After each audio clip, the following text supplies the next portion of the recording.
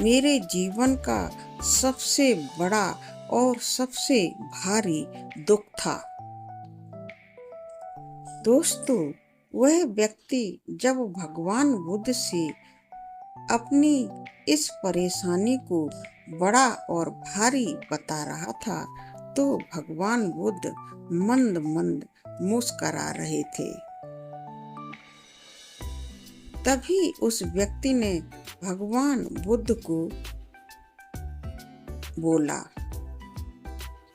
हे ऋषि, मैं तो आपके पास यह पूछने के लिए आया था कि खुशी कैसी होती है और खुशी किसे कहते हैं।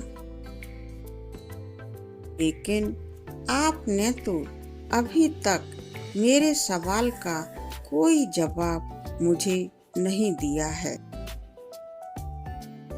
दोस्तों, उस व्यक्ति के द्वारा वापस से किए हुए इस सवाल पर भगवान बुद्ध मुस्कुराते हुए उससे कहते हैं कि तुम जब अभी उस शिला को अपने दोनों हाथों से थोड़ी देर तक थामे हुए थे, तो तुम्हें वह शिला थामने का एहसास बहुत बड़ा दुख और भारी दुख प्रतीत हुआ।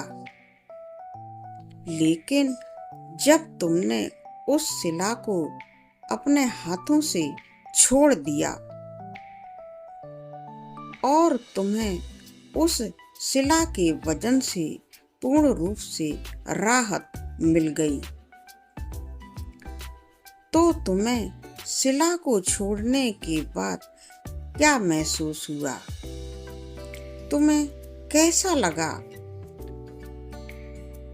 दोस्तों, भगवान बुद्ध के द्वारा किए गए इस सवाल के उत्तर में वह व्यक्ति बोला कि हे ऋषि, जब मैं शिला थामे हुए था तो मैं उसके भारी वजन से बहुत दुखी हो गया था।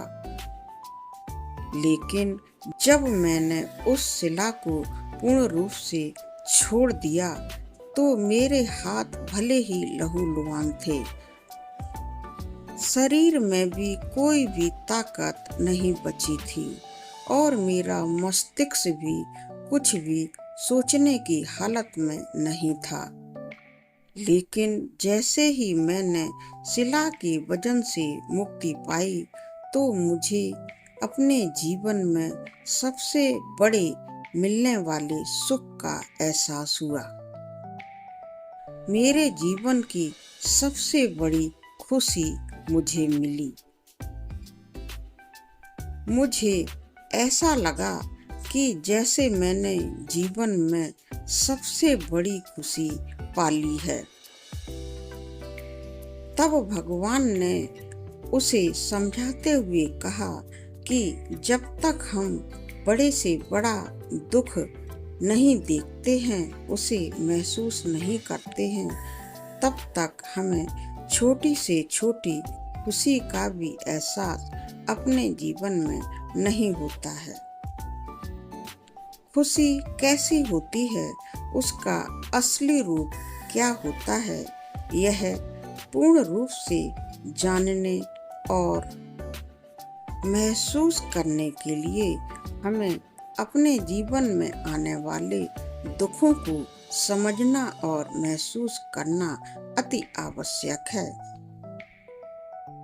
तो दोस्तों, भगवान बुद्ध ने अपने पास आने वाले उस जिज्ञासु व्यक्ति को इस तरह से समझाया कि खुशी क्या होती है और उसका रूप कैसा होता है। दोस्तों, धन्यवाद।